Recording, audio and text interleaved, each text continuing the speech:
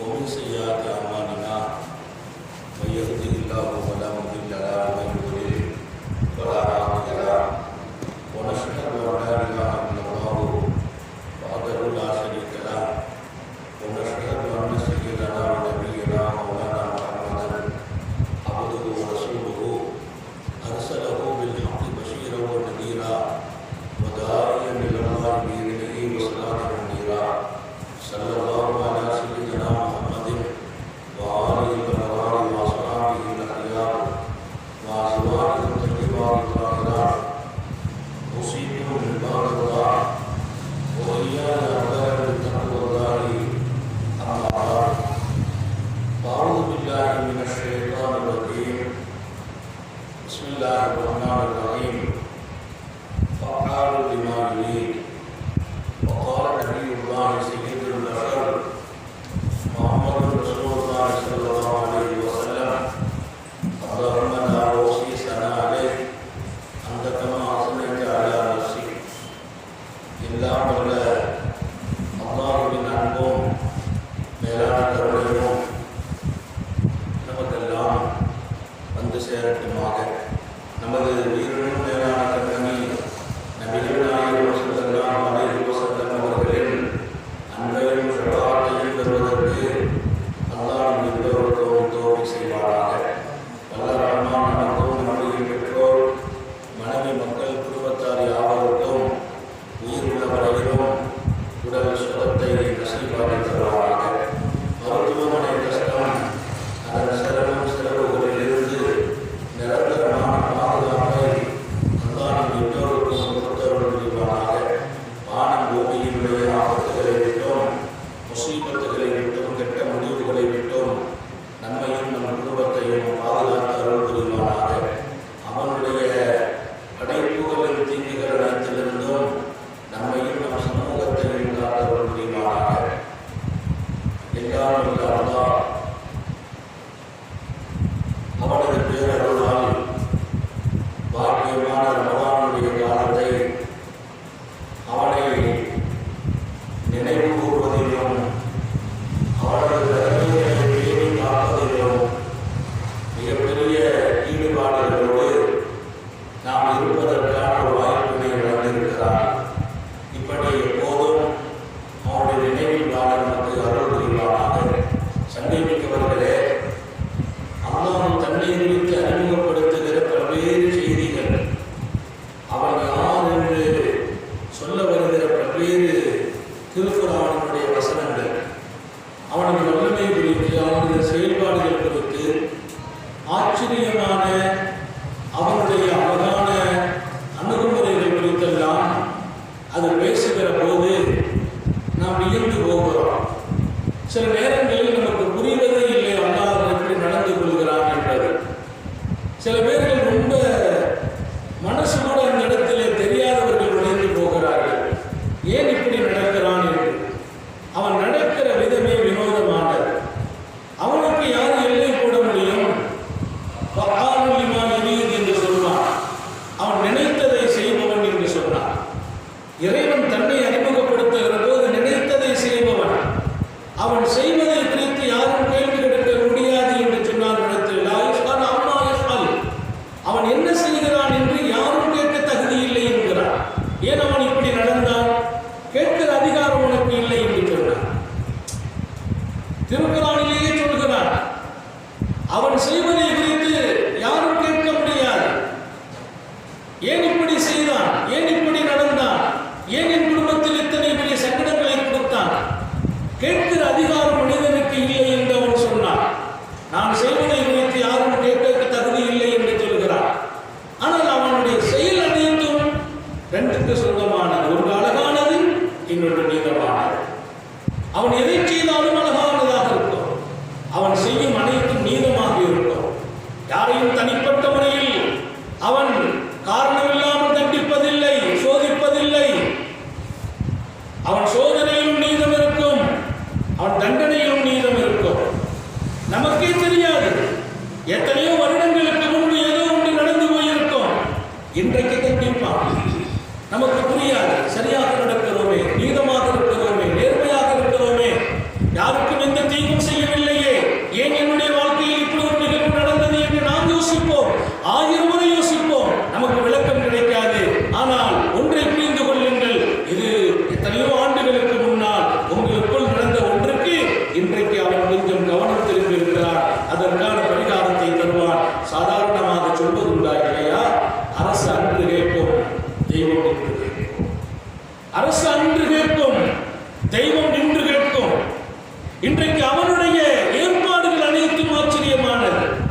அவன் சொல்வான், அலைஸல்லாஹு பிஅஹ்கமில் ஹாக்கிமீன், தீர்ப்பளிப்பவதில் அவன் அழகானவன் இல்லையா என்று கேட்கிறான்.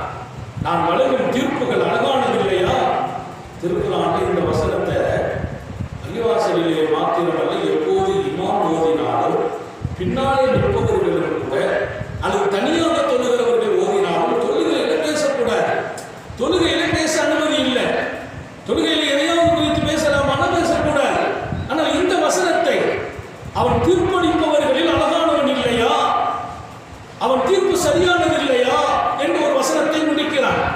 அலைஸல்லாஹு பிஅஹ்கமில் ஹாக்கிமீன், தீர்ப்பளிப்பவர்களில் அவன் மிகச்சிறந்த நீதிமான் இல்லையா, மிக அழகான தீர்ப்பாளன் இல்லையா என்று கேட்கிறார். இங்க பேசுகிறார் ஸல்லல்லாஹு அலைஹி வஸல்லம். என்ன பேசணும்? தொழுகையில பலா ஆமான்னு சொல்லணும். யாரு? இமாமும் சொல்ல வேண்டும், பின்னால் இருந்து தொழுபவர்களும் சொல்ல வேண்டும். தனியாக ஒருவர் ஓதுகிற போது தொழுகையில் மாத்திரமல்ல, எப்போதும் சொல்லணும். தொழுகையில எந்த விஷயத்தையும் பேசக்கூடாது, அங்க பேசணும். அல்லாஹ் தீர்ப்பளிப்பவர்களில் மிகச்சிறந்த நீதிமான் இல்லையா, அழகான தீர்ப்பளித்தவன் இல்லையா என்று கேட்கிறான். அந்த வசனத்தில் கேள்விக்குறியோடு அந்த ஆயத்து முடிகிறது. நாம பதில் சொல்லி முடிக்கணுமா? ஆமா, நீ மிகச்சிறந்த நீதியாளன். வாழ்க்கையில் இத்தனை பேருக்கு பொருட்டு எடுத்துட்டானே, சோதனை எடுத்துட்டானே, உடஞ்சு போனனே, அதுதான் நீதி என்கிறார்கள் நபிகள் நாயகம் ஸல்லல்லாஹு அலைஹி வஸல்லம். ஒரு கட்டத்தில் அழகாக சொல்வார்கள், ராபியா, நீ நரகத்தில் போடுவே என்று சொன்னால் அதை நான் ஏற்றுக்கொள்வேன். காரணம் என்ன தெரியுமா?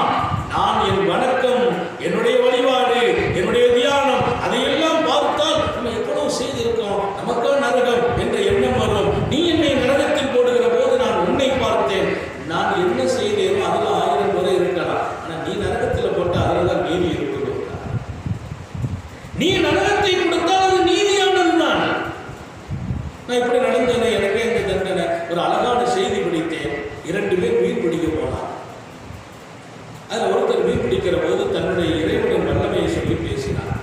அப்போ நீ கொடுத்தாதான் முடியும், ஒன்றை தவிர யாரும் இல்லை, என் குடும்பம் ஒன்றை வச்சு தான் வாழுது என்று அவனுடைய திருப்பெயரை பிஸ்மில்லாஹிர் ரஹ்மானிர் ரஹீம், அவனுடைய திருப்பெயரை சொல்லி அவனை போற்றி புகழ்ந்து, நீ இல்லாமல் நான் இல்லை, நீ இல்லாமல் என் வாழ்வு இல்லை என்று படைத்தவனை போற்றி புகழ்ந்து அவன் திருநாமம் சொல்லி தூண்டில் போட்டார். இன்னொருவர் அவனை மறந்த நிலையில், அவனை பற்றி சிந்திக்காமல், அவன் தான் எல்லாம் நடத்துகிறான் என்று சொல்லாமல், அவன் திருநாமம் சொல்லாமல் சும்மா போய் தூண்டில போடுறார். சும்மா ஒண்ணுமே சொல்லாம அவனை மறந்து, அவன் நினைவில் இல்லாமல், அவனை புகழாமல், போற்றாமல், அவன் திருப்பெயர் சொல்லாமல் போட்டவருக்கு மீன் குவியல் குவியலாக வந்து கிடைத்தது. உன்னை நம்பி என் குடும்பம் இருக்குது, நீ இல்லைன்னா நான் இல்லை, என் வாழ்வு இல்லை, உன்னுடைய திருநாமத்தை சொல்லி போடுகிறேன் என்று தூண்டில போட்டாரு. தூண்டில் இருக்கிற புழுவையும் மீன் சாப்பிட்டு போயிட்டு வெறும் தூண்டில் மிஞ்சியது. அவனை மறந்து தூண்டில் போட்டவருக்கு மீன் குவிந்தது.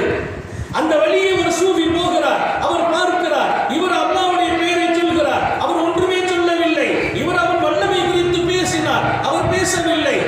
அவனை மறந்து மீன் பிடித்தார், மீன் கிடைத்தது. அவனை நினைத்து பிடித்தார், அவன் பெயரை சொன்னார், ஒன்றுமே கிடைக்கல. தூண்டில் இருக்கிற புழு சேர்ந்து போச்சு. இது என்ன ஆச்சரியம்? அவர் இறைவனோடு பேசுகிறார். அப்ப இது என்ன ஆச்சரியம்? அவர் இறை நெருக்கம் பெற்றவர். அப்ப இது என்ன ஆச்சரியம்? உன் பேரு சொன்னவருக்கு இத்தனை பெரிய சோதனை, உன்னை மறந்தவருக்கு இவ்வளவு குவியலை கொடுத்திருக்கிறாய். இன்னைக்கு நம்ம எல்லாருக்கும் கேள்வி அதுதான்.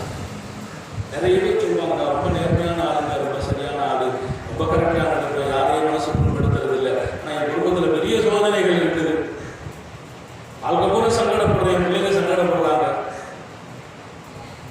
என் பக்கத்து வீட்டுக்காரர் கொஞ்சம் கூட இறைவனை நினைக்கிறது இல்லை, எதுவும் செய்யறதில்லை. ஆனால் ஆள் கலகமாக இருக்காரு. பக்கத்து வீட்டுக்காரர் ரப்பை நினைப்பதில்லை, சிந்திப்பதில்லை, வணங்குவதில்லை, நேர்மையாக நடப்பதில்லை, எல்லாம் அத்துமீறல். ஆனால் நல்லா இருக்கிறார்.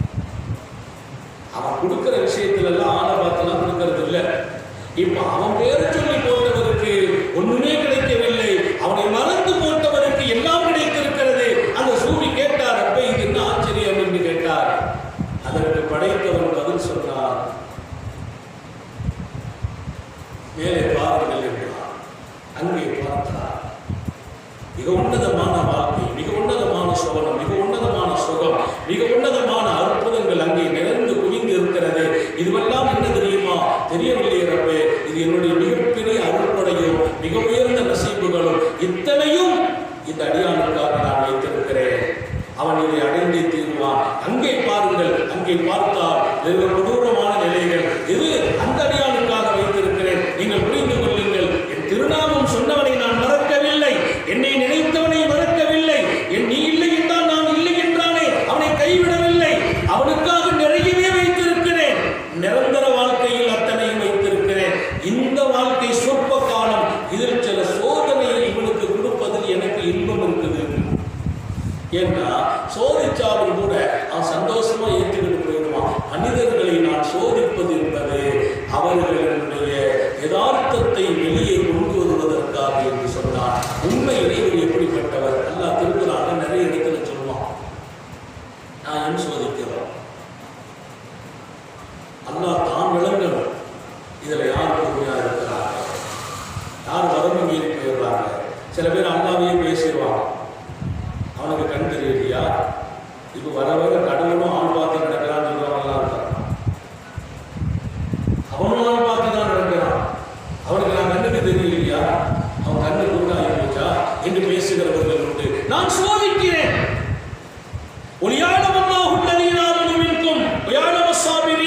அல்லாஹ் தெரிந்து கொள்வதற்காக உங்களின் உண்மை நம்பிக்கையாளர் சகிப்புத்தன்மையுடையவர்கள் யார் அவன் விளங்க வேண்டும் என்பதற்காக. அவனுக்கு தெரியாதா? என்னை படைக்கிறதுக்கு முந்தி என்னை பற்றி விளங்குகிறான். என்னை பற்றி அவனுக்கு எல்லாம் தெரியும். ஆனாலும் அவன் சோதிக்க பிரியப்படுகிறான். அந்த சோதனை அவன் விளங்குவதற்காக அல்ல, எனக்குள் இருக்கிற தன்மைகளை வெளியே காட்டுவதற்காக. அப்ப அந்த சூரிய அந்த மனிதர் மீனை பிடிச்சாரு, மீனே விழல, தூண்டில மடிச்சாரு. சரி ரப்பே, நீ என்ன செய்தாலும் அந்த அழகா ஆத்தாத்து கொண்டு போயிட்ட. குவியல் குவியலாக மீன் கிடைத்த ஒருவர் எல்லா புகழும் உனக்கும் கூட சொல்லல. அவர் சும்மா தூக்கிட்டு போனார். அந்த சூரியருக்கு அல்லாஹ் காட்டினார், இவர் பார்த்தீர்களா, நான் கொடுக்காமல் சோதித்தேன், அப்போதும் என்னை புகழ்ந்தார். கேட்கிற போதும் புகழ்ந்தார். நான் கொடுக்கவில்லை, அப்போதும் புகழ்ந்தார். இன்றைக்கு நான் சமுதாயத்திற்கு அத்தனை பேர்களுக்கும் சொல்கிறேன், அவன் சோதிக்கிற போது நீங்கள் பொறுமை காக்க வேண்டும். அதை தாண்டி பொருந்திக் கொள்ள வேண்டும். பொருந்திக்கிறோம். அவனை நம்ம அவ்வளோ சீக்கிரமா நாம் புரிஞ்சுக்கிட முடியாது. அவனை புரிஞ்சுக்கிட்டோம்னா நம்ம வாழ்க்கை எங்கேயோ கொடிக்கட்டு பெறணும். அவனை புரிவதற்காக பல பேர் பல ஆண்டுகள் தவம் இருந்திருக்கிறார்கள். அவனை புரிந்து கொள்வதுதான் நம்ம வாழ்க்கையின் அழகு. அவனை புரிந்து கொள்ள எடுக்கிற முயற்சி தான் முதல் ஞானம் என்றார்கள். அவ்வளவு இல்மி மாரிஃபத்துல்லாஹ், கல்விகளில் முதல் கல்வி, ஞானங்களில் முதல் ஞானம் படைத்தவனை குறித்து புரிந்து கொள்ள வேண்டும்.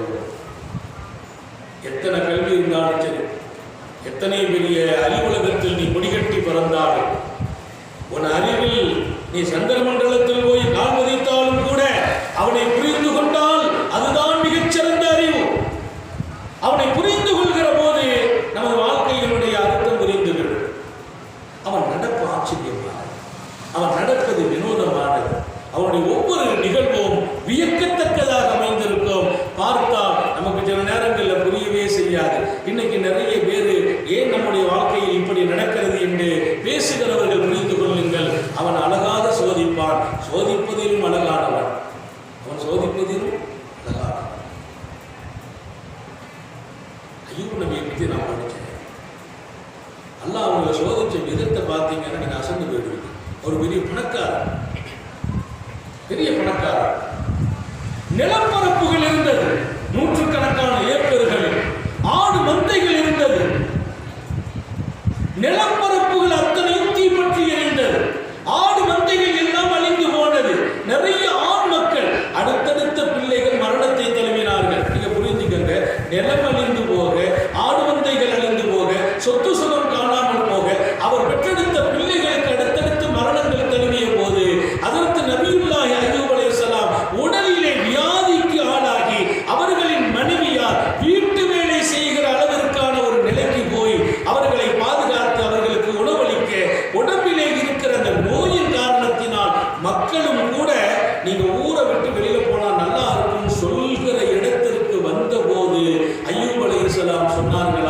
ரப்பி அன்னி மஸ்ஸனியல் துர் வ அன்த அர்ஹமுர் ராஹிமீன். படைத்தாலும் ரப்பே, படைத்தாலும் இரட்சகனே, என்னை வளர்ப்பவனே, பாதுகாப்பவனே, கண்ணியப்படுத்துபவனே.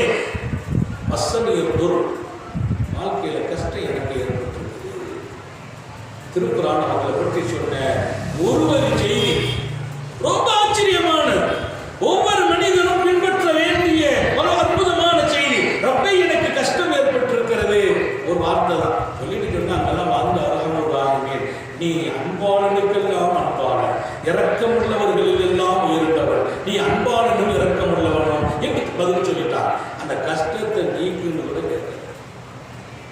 இத்தனை பெரிய சங்கடம், சொத்துக்கள் அழிந்து போக, நிலங்கள் தீப்பற்றி எரிய, பிறந்த குழந்தைகள் எல்லாம் அடுத்தடுத்த வாலிபர்களாக இருந்து மரணித்து போக, சொத்து சுகத்தை இணைந்ததோடு உடலிலே வியாதி ஏற்பட்டு, அந்த வியாதியின் காரணத்தினால் மக்கள் நீங்க ஊரை விட்டு வெளியில போனா நல்லா இருக்கும் சொல்ற அளவிற்கு எல்லாரும் அவங்களுக்கு உதவி கேட்ட காலம் போக, இன்னைக்கு தூக்கி சுமக்கிறவங்க நாளைக்கு நம்மளை விட்டு வெளியில இருப்பாங்க. புரிஞ்சுக்கங்க, மனிதர்கள் எப்ப நம்மளை மதிப்பாங்கன்னா, நாலு ஜனம் இருக்கணும், நாலு பணம் இருக்கணும்னு சொல்ற வார்த்தை ஒன்றும் பொய்யானதெல்லாம் இல்லை.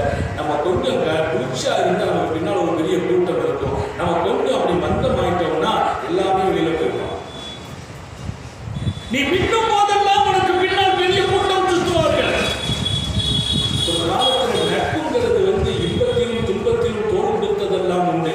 நான் உடைந்து போன போது தூக்கி நிறுத்தியவர்கள் நண்பர்கள் என்ற செய்திகள் வாழ்க்கை நெடுக பரவி இருக்கும். ஆனால் இன்றைக்கு நட்பும் கெட்டு போயிருக்கிறது.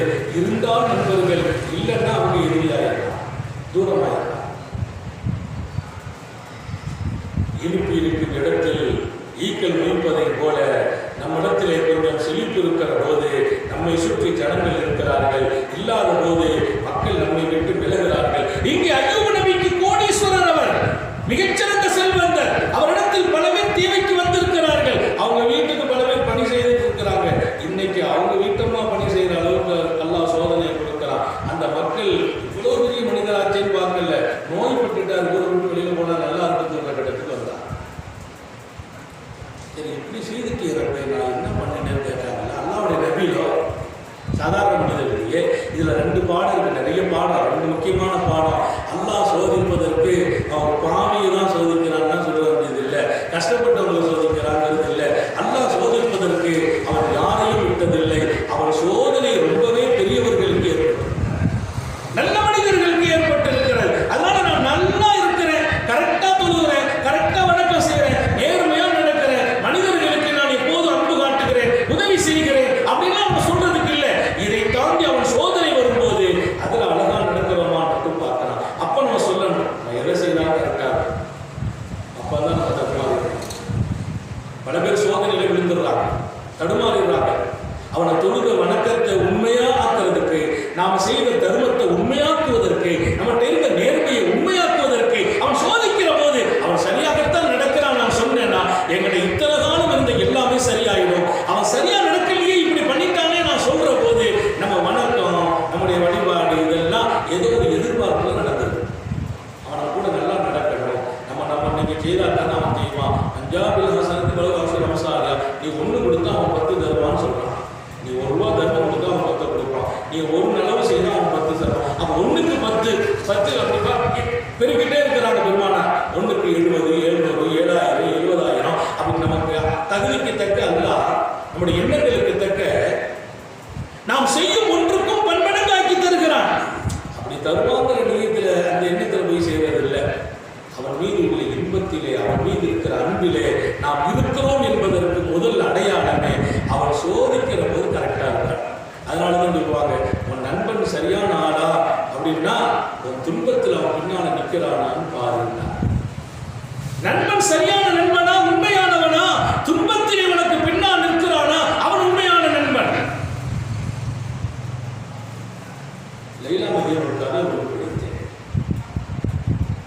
காதலுக்காக எழுதப்பட்ட ஒரு வரலாறு லைலா மஜ்னூனின் கதை, காதல் வரலாறு. மஜ்னூன் லைலாவுக்காக தன்னை எல்லா வகையிலும் அர்ப்பணிக்க தயாராக இருந்தார்.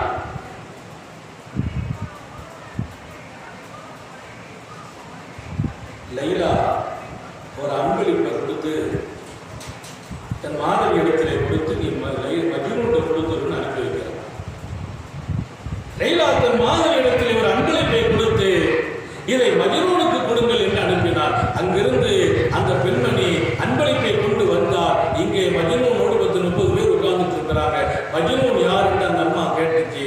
எல்லாரும் என்னான்னு கேட்கிறாங்க. லைலா மஜ்னூனுக்கு அன்பளிப்பு அனுப்பி இருக்கிறார். அங்கிருந்து அத்தனை பேரும் நான் தான் மஜ்னூனுங்கிறான். எல்லாரும் நான் மஜ்னூனுங்கிறான். நான் தான் மஜ்னூனு, நான் தான் மஜ்னூன். உண்மை மஜ்னூன் அமைதியா இருக்கிறார். எல்லாரும் நான் மஜ்னூன் மஜ்னூன் என்று சொன்னான். யார்கிட்ட கொடுக்கணும்? அந்த அம்மா பெரிய கன்ஃபியூஸ் ஆகி போச்சு. நேரம் மீண்டும் லைலா இடத்தில் வந்தார். அம்மா நீங்க கொடுத்து அனுப்பினீர்கள், நான் கொண்டு போனேன். அங்கே எல்லாரும் மஜ்னூன் என்கிறார்கள். யார்கிட்ட கொடுக்கான்னு தெரியல. உங்கள் உண்மை மஜ்னூன் யாருன்னு எனக்கும் தெரியல என்றார். இன்னொரு பொண்ணத்தை கையில கொடுத்து காதல் ஒரு செய்தியை சொல்லணும். இப்ப போயிட்டு வாங்க, இப்ப போ, இப்படி நடந்ததுதான் அனுப்பிட்டார். மாதிரி விழுந்தார். யார் மஜ்னூன்? என்ன விஷயம்? லைலா மஜ்னூனின் ஒரு சதை துண்டை கேட்டார். மஜ்னூனின் ஒரு சதை துண்டை லைலா கேட்கிறார். என்ன மஜ்னூன்? நான் தான் மஜ்னூன் என்று முன்வந்து அத்தனை பேரும் ஓடி போக அங்கே உன்னை மஜ்னூன் வந்து நின்றான். இதோ என் லைலா கேட்டாளா, எடுத்துக்கொள். எங்கே? கையில் வேண்டுமா, தொடைபாகம் வேண்டுமா, நெஞ்சு பாகம் வேண்டுமா? என் லைலாவுக்காக நான் எதையும் கொடுக்க தயார் என்றான். உடனே அம்மா கத்தியை மடிக்குள்ள வச்சுட்டு கொண்டு வந்த அன்பளிப்பை கொடுத்து மஜ்னூன் உனக்கு லைலா தந்தாப்பா, நேற்று கொண்டு வந்தேன். எல்லாரும் மஜ்னூன்கிறான். இப்ப அவ்வளவு பேர் உண்மை மஜ்னூன் யாருன்னு தெரியறதுக்கு அப்ப உண்மையான மஜ்னூன், உண்மையான அன்பன், உண்மையான காதலன் அவன் துன்பத்தில் வெளிப்படுவான். உண்மையான அன்பு எங்கே வெளிப்படும்? எல்லாருக்கும் பணம் கொடுக்கிறாங்கிற போது வெளிப்படுறது இல்லை. எங்கே வெளிப்பட்டது? உன் சதை துண்டை கேட்டால், என் ரப்பு என்னை அடித்தாலும், என்னை தாக்கினாலும், என்னை வீழ்த்தினாலும், என்னிடத்தில் கொடுத்ததை எடுத்தாலும், எனக்கு கொடுக்கிற போது நான் அவனை புகழ்வது பெரிய விஷயம் அல்ல. அது முக்கியமானது. அதை விட பெரிய விஷயம் அவன் கொடுத்ததை எடுக்கிற போது, அவன் என்னை தண்டிக்கிற போது, சோதிக்கிற போது, சங்கடங்களை தருகிற போது, என் ரப்பு அழகானவன், அவன் மிகச்சிறந்தவன், அவன் நீதியாகத்தான் நடக்கிறான் என்று நான் சொல்கிறேனா என்பதை அவன் சோதிக்க பிரியப்படுகிறான். இல்லைன்னா என்ன சோதித்தவனுக்கு என்ன லாபம்? என்னை தண்டிச்சு என்ன லாபம்? நான் துண்டில போடுற போது பிஸ்மில்லான்னு சொல்லி போட்டா மீன் கிடைக்க வேண்டியதுதானே. மீன் இல்லாமல் ஆக்குவதற்கு அவனுக்கு என்ன லாபம்? அப்போதும் நான் எப்படி நடக்கிறேன் நீங்கள் புரிந்து கொள்ளுங்கள். அப்ப நீங்க இப்படி ஒரு முடிவுக்கு வந்துடக்கூடாது. ஏன்னா அதற்கு ஒன்றும் தெளிவா விளங்குது. விசுமிட்டா ஒன்றும் நடக்காது கூட தெரியுது. நம்ம நாட்டில் கண்டு காணாமல் உட்காந்துட்டோம், அவன் பேருக்கு இல்லைன்னா எல்லாம் கிடைச்சிக்கிடுமோ என்ற ஒரு சிந்தனைக்கு நீங்கள் மாறிவிடக்கூடாது. அவனை எப்போதும் நினைத்து அவன் பேரை சொல்கிற போது, அவனை புகழ்கிற போது அவன் நம்மை பரிசுத்தப்படுத்துகிறான். நம்மை அப்போதான் அவன் தேர்ந்தெடுக்கிறான். பரவாயில்ல, எல்லா கட்டத்திலும் கரெக்டா இருக்கிறார். நான் உண்மையாக அவனோடு இருக்கிறேன் என்பதை என் துன்பத்தில் தான் அறிய முடியும். எப்படி நண்பனை துன்பத்தில் அறிய முடியுமோ அப்ப நம்ம கூட நின்னால்தான் அவன் நண்பன். எப்படி மஜ்னூனை, உண்மையான மஜ்னூனை லைலா அடையாளம் கண்டு கொண்டாலோ மாதவியின் மூலம், துன்பத்துலதான் உண்மையான அடியான புரிஞ்சுக்கிற முடியும். அல்லாஹ்வுக்கு தெரியும். அவன் நம்மளை சோதிச்சு துன்பப்படுத்தி தான் புரிஞ்சுக்கிற வேண்டியது இல்லை. நமக்கிடையே புரிய வைக்கிறான். நாம புரிஞ்சுக்கிறோங்கிறதுக்காக. எனவே அவன் எப்படி நடப்பான் என்றால் ஆச்சரியமானது. அவன் ஒவ்வொரு செயலும் அற்புதமானது. யஹ்குமாயுரீதுங்கிறான். அவன் நினைச்சது தீர்ப்பு வழங்குவாங்க. குர்ஆன் ஷரீஃப்ல அவன் என்ன தீர்ப்பு, அந்த தீர்ப்பு வழங்குவான். அவன் தீர்ப்பு சில நேரங்களில் நமக்கு கஷ்டமா இருக்கும். அதனாலதான் சில பெரியார்கள் கேட்டாங்க, ரப்பே உன் தீர்ப்பின் உன் முடிவில் கசப்பை நான் சுவையாக்கி தருவார். உன் முடிவின் தீர்ப்பின் கசப்பை, சில நேரத்தில் தீர்ப்பு கசப்பாக இருக்கும், அவன் முடிவு கொஞ்சம் கசப்பாக இருக்கும். அந்த கசப்பை நான் சுவைப்பதற்கு சுவையாக்கி தருவாயாக என்று கேட்ட சாலியங்களை நான் நினைத்து பார்க்கிறேன். முர்ருல் கதா என்று வருகிறது செய்தியில். முர்ருல் கதா, கசப்பான தீர்ப்பு. அல்லாஹ்வுடைய தீர்ப்பு சில நேரத்தில் நமக்கு தாங்க முடியாது. அடுத்தடுத்து குடும்பத்தில் பிரச்சனை நடந்துகிட்டே இருந்தால் யாரு தான் தாங்குவாங்க? அடுத்தடுத்து எல்லாம் கைவிட்டு போயிட்டே இருந்துச்சுன்னா உண்மையானவங்க யாருன்னு அல்லாஹ் அப்ப அடையாளம் காட்டிடுறோம். கொடுத்தா நினைக்கிறவங்க நிறைய பேர் இருக்கிறாங்க. நீங்க சாதாரணமா பார்க்கலாம். சில பேர் எப்படின்னா பிரச்சனை வந்த போது அல்லாஹ் கொஞ்சம் நெருங்குறாரு, பிரச்சனை நேரத்தில் மட்டும் கொஞ்சம் கேட்கிறாரு, பிரச்சனை நின்று போச்சா ஒதுங்கிடுறாரு. நம்ம பார்க்கிறோம். சாதாரணமா நாளைக்கு திடீர்னு நான் நிறைய சொல்லியிருக்கேன் இந்த செய்தியை. திடீர்னு பார்த்தா சுபூல ஒரு பெரிய கூட்டம், பூரா பையங்களாம் நிற்கிறான். பள்ளிவாசல் இடமே இல்லைங்க. உள்பள்ளி வெளியா ஃபுல்லாகி, வெளிப்பள்ளி ஃபுல்லாகி, ஹவுஸ் அடியெல்லாம் நிரம்பி இருக்குது. பூரா பசங்க. பெருநாளும் இல்லை, விசேஷ நாட்களும் இல்லை, இவ்வளவு பெரிய கூட்டம். கேட்டேன், பசங்களா கூட்டம் இல்லைங்க. இன்னைக்கு 10th எக்ஸாம் ஆரம்பம். எக்ஸாம் அவனுக்கு வெளியே விளங்குது. நான் எக்ஸாம் போகணும். படிச்சதெல்லாம் கொஞ்சம் தான். நிறைய பேர் படிச்சது பேர் மறந்துட்டுங்கிறான். படிச்சதெல்லாம் மறந்து போச்சுங்கிறான். காலையில் ஒரு அம்மா ஃபோன் பண்ணுது, அதுக்கு என் பையனுக்கு படிச்சதெல்லாம் மறந்த மாதிரி இருக்குது, நீங்க கொஞ்சம் நிச்சயம் ஓதி கொடுத்து விடுங்க ஞாபகம் வரதுக்கு. படிச்சதெல்லாம் மறந்த மாதிரி இருக்கு. அவனுக்கு இப்படி ஒரு நம்பிக்கை நான் பாராட்டுகிறேன். இன்னைக்கு நம்ம தொழுதுட்டு அல்லாட்ட கேட்டுட்டு தான் போகணும் அப்படின்னு அவன் ஒரு முடிவுக்கு போடுறான். நியாயமான முடிவு, ஆரோக்கியமான முடிவு, எல்லாம் கரெக்ட். எக்ஸாம் நடக்குது, டெய்லி சுபூல கூட்டம் தான். திடீர்னு பார்த்தா ஒத்துரை காணல. எங்க ஒத்துரை காணலையே, என்ன ஆச்சு விஷயம் தெரியுமா? நேரத்தோட எக்ஸாம் முடிஞ்சு போச்சு. இந்த சந்தர்ப்பங்களுக்காக வணங்குவது அது அழகானதல்ல. வணங்க வேண்டும், எப்போதும் வணங்க வேண்டும். ஆனா ஒண்ணு புரிஞ்சுக்கணும், கஷ்டத்தை அவன் தான் நீக்க முடியும். தலைகீழ நின்னாலும் என் கஷ்டத்தை என் மனைவியால நீக்க முடியாது, என் புள்ள கஷ்டத்தை என்னால நீக்க முடியாது. என்ன செய்ய முடியும்? ஒரு டாக்டர் கூட என்ன எவ்வளவுதான் காப்பாற்ற முடியும்? கடைசியா சொல்வார், கடவுள்கிட்ட பிரார்த்தனை செய்யுங்க. மருத்துவம் தேவை, மருத்துவம் செய்ய வேண்டும், மருத்துவமனைக்கு போகணும், நோய்க்கு குணம் தேடணும். ஆனால் எல்லாத்தையும் தாண்டி பாதுகாப்பு கொடுக்கிறவன் இறைவன்கிறது உலகத்தில் யாரு மருத்துவத்தை சொல்றாங்க அப்படின்னு சொல்ல முடியாது. என்னுடைய மனைவியை கூட என்னால ஒண்ணும் பண்ண முடியாது. என் கண் முன்னால் அவன் துடித்தால் நான் என்ன செய்ய முடியும்? ஒரு வழி கையேந்த முடியும். ரப்பே நீ காப்பாத்து, ரப்பே கஷ்டப்படுத்துறாதே. அப்புறம் திடீர்னு பார்த்தாங்கன்னா ஃபுல்லா பள்ளிவாசல் கூட்டம். மீண்டும் பரீட்சை முடிஞ்சுட்டுனாங்க, பெரிய கூட்டமா இருக்கு. அதான் என்னன்னு இல்ல, இன்னைக்கு ரிசல்ட் வருது. அப்பமா அவனுக்கு ஒரு நம்பிக்கை இருக்கு. ரிசல்ட் நல்ல துவா காலையில் செய்துட்டு எவ்வளவு சுபத்தை நீங்க பார்க்கலாம். முசாவுக்கு ஒரு பையனா வந்து சாமி இன்னைக்கு ரிசல்ட் துவா செய்யுங்க. அன்னைக்கு முசாபா ஒருத்தங்களும் கை கொடுத்தாங்க, ரொம்ப நேரம் ஆகும். இப்போ கை கொடுக்கறது கூடாதுன்னு இது நிலைமை. டச் பண்ணக்கூடாதுங்கிற முடியாது, பயமான இருக்குது. நாடு போற போக்கும், உலகம் இருக்கிற இருப்பும் அல்லாஹ் இந்த வைரஸிலிருந்து உலகத்தையும் மக்களையும் பாதுகாப்பானாங்க. இன்னைக்கு நம்ம மக்கள் நிறைய தவிக்கிறாங்க, அங்கங்க தவிச்சிட்டு இருக்கிறாங்க. வெளிநாட்டில் இருக்கிறவங்க இங்க வர முடியல, இங்க இருக்கிறவங்க வெளிநாட்டுக்கு போக முடியல. இதோட பெரிய சோதனை என்னன்னா, வர மாசம் பெருநாள் முடிஞ்ச உடனே 5ஆம் தேதி 6ஆம் பெருநாள் முடிந்த 5வது நாள் 6வது நாள் கல்யாணம். மாப்பிள்ளை வெளிநாட்டில் இருக்கிறார், பொண்ணு இங்க இருக்கிறாங்க, பத்திரிகை எல்லாம் அடிச்சாச்சு. மாப்பிள்ளை இங்க வர முடியுமா? வர முடியாது. இப்ப வந்து அவர் 20 நாள் உள்ள போயிருக்கணும். பெண்ண மாப்பிள்ளை பேசி தீர்மானிச்சு நிச்சயமாகி பத்திரிகை அடிச்சு எல்லாம் நடந்து போச்சு.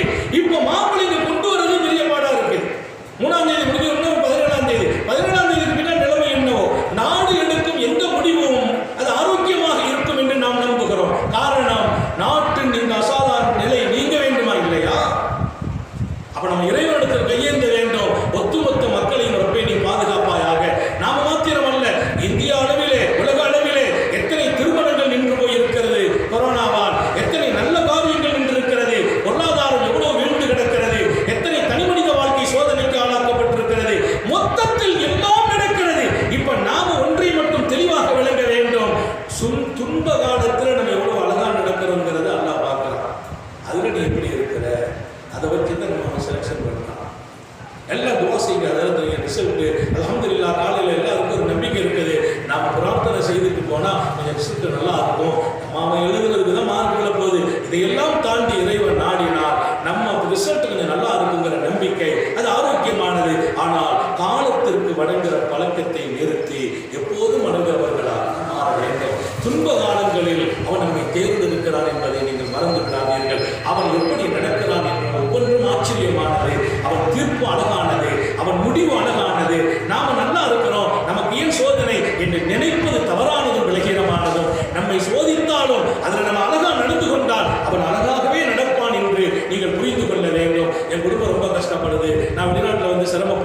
என்று நினைக்கிறவர்கள் அவனிடத்தில் கேளுங்கள், சிரமத்தை நீக்க வேண்டும் என்று அவன் மீது வருத்தப்பட்டு விடாதீர்கள், அவன் மீது கோபப்பட்டு விடாதீர்கள். அவன் மீது ஏதாவது வேகத்திலோ வருத்தத்திலோ சங்கடமான வார்த்தைகளை சொல்லிவிடாதீர்கள். இறைவனை குறைத்து பேசுகிற வார்த்தை உங்கள் நாவில் பெறப்பட்டு விட வேண்டாம். ஆத்திரத்தால் பெறப்பட்ட அந்த வார்த்தைகள் மிகப்பெரிய காலத்தை நமக்கு தூரமாக்கி வைத்துவிடும், சோதனைகளை இன்னும் அதிகப்படுத்திவிடும். எனவே எல்லாம் என்ற அல்லாஹ் அழகாக அவனோடு நாம் நடந்து கொள்வதற்கு அருள் புரிவானாக. அவன் ஆச்சரியமான தீர்ப்புக்கு சொந்தக்காரன், முடிவு அழகானவன். அவனை பற்றி நன்கு விளங்க வேண்டும். அவனுடைய ஒவ்வொரு தன்மையையும் நாம் விளங்கினால் விளங்க விளங்க அப்படிப்பட்டவனா என்று இன்னும் அவன் மீது அன்புகள் கூடும் என்பதில் சந்தேகமில்லை. இன்ஷா அல்லாஹ் வாய்ப்புகள் கிடைக்கிற போதெல்லாம் நாளையிலிருந்து அவனது ஒவ்வொரு தன்மைகளை குறித்தும் இங்கே நினைவுபடுத்த பிரியப்படுகிறோம். ஒவ்வொரு தன்மைகளும் என இந்த உலகத்தில் அந்த ஞானம் காணாமல் போய்விடக்கூடாது. ஆன்மீக ஞானத்தில் மிக முக்கியமான ஞானம் பக்தி என்பதை எல்லாம் தாண்டி ஒரு பெரிய ஞானம் இருக்கிறது. அவன் யார், படைத்தவன், எப்படிப்பட்டவன், எவ்வளவு அழகானவன், எப்படி நடப்பான், எப்படியெல்லாம் நடந்திருக்கிறான், ஒவ்வொரு தன்மையிலும் அவன் எப்படி தொடங்குகிறான், அவனை பற்றி அறிய வேண்டிய அந்த பெரிய ஞானம் நமக்கும் அல்லாஹ் நசீபாக்கி தருவானாக. அவனை அறிந்து கொண்டால் மொத்த வாழ்க்கையும் சுகமாகும். நம்ம குடும்பத்தில் நடக்கிற சின்ன சின்ன சலசலப்புகள்ல நம்ம ரொம்ப அமைதியா இருப்போம். சரிப்பாவும் தெரியாமல் இருந்தெல்லாம் கொஞ்சம் ஆளுக்கால அலம்புறாங்க, ஏதோ கரெக்டாக தான் நடந்திருக்குது அப்படிங்கிற எண்ணம் நமக்கு தோன்றும். அப்படிப்பட்ட அழகான சிறப்பான அவனுடைய ஆச்சரியமான அவனுடைய செயல்பாடுகளை குறித்து புரிந்து கொள்வதற்கும் ஏற்றுக்கொள்வதற்கும் இன்னொரு பக்கம் புரிந்து கொள்வதற்கும் அவன் நமக்கு அருள் புரிவானாக. சோதனைகளில் இருந்து பாதுகாப்பானாக, நெருக்கடிகளில் இருந்து பாதுகாப்பானாக, கெட்ட முடிவுகளில் இருந்து பாதுகாப்பானாக. உலகத்தில் ஆங்காங்கு சகோதரர்கள் நமது பிள்ளைகள் தவித்துக் கொண்டிருக்கிறார்களே, அவங்க வேலைக்கு போயிட்டு குடும்பத்தார்கள் ஒரு பக்கம் எப்படி அங்கே இருக்கிற நிலைமை என்ன ஆச்சோ, இப்படிப்பட்ட நிலைகளில் வெளிநாடு வாழ்கிற நமது பிள்ளைகளுக்கும் அல்லாஹ் எல்லா நிம்மதியையும் வழங்குவானாக, கஷ்டங்களை நீக்குவானாக, சோதனைகளை போக்குவானாக. திருமணமாக காத்து கொண்டிருப்பவர்களுக்கு அல்லாஹ் சரியான வாழ்க்கையை தேர்ந்தெடுத்து கொடுப்பானாக. அதில் கொஞ்சம் காலம் முன்பின் ஆனாலும் பொருந்து கொள்ளும் இதயத்தை நசீபாக்கி தருவானாக. நாட்டில் இருக்கிற இந்த அசாதாரண நிலையை அவன் மிக விரைவாக நீக்கி உலகத்தையே அமைதிப்படுத்துவானாக. கொரோனா வைரஸின் பாதிப்பில் இருந்து நாட்டையும் நாட்டு மக்களையும் பாதுகாப்பதோடு நமக்காக உழைக்கிற, நமக்காக பாதுகாப்பில் இருக்கிற அத்தனை பேர்களுக்கும் அவன் பேரருளை வழங்குவானாக. நீண்ட நெடிய நாட்கள் நோய் நொடிகள் இல்லாமல் உடல் ஆரோக்கியத்தோடு மன நிறைவோடு இன்பத்தோடு அல்லாஹ்வை நின்று வணங்கி வழிபட்டு வாழ்கிற சீக்கிரம் பாக்கியத்தையும் எல்லாம் அல்ல அல்லாஹ் உங்களுக்கும் எனக்கும் நம்மை ஈன்றெடுத்த தாய் தந்தையர்களுக்கும் நமது மனைவி மக்கள் உற்றார் உறவினர் யாவருக்கும் கொடுத்தவர் புரிவாராக. நமது உயிரினும் மேலான கண்மணி நபிகள் நாயகம் ஸல்லல்லாஹு அலைஹி வஸல்லம் அவர்களை கனவிலும் நனவிலும் கண்டுகளிக்கும் ஒரு பாக்கியத்தை அல்லாஹ் நமது எல்லோருக்கும் கொடுத்தவர் புரிவாராக. இந்த நல்ல வாக்களோடு உங்கள் எல்லோருடைய துஆவையும் ஆதரவைத்து என் வார்த்தைகளை நிறைவுபடுத்துகிறேன். வாஹிரு தாவானா அல்ஹம்துலில்லாஹி ரப்பில் ஆலமீன். அஸ்ஸலாமு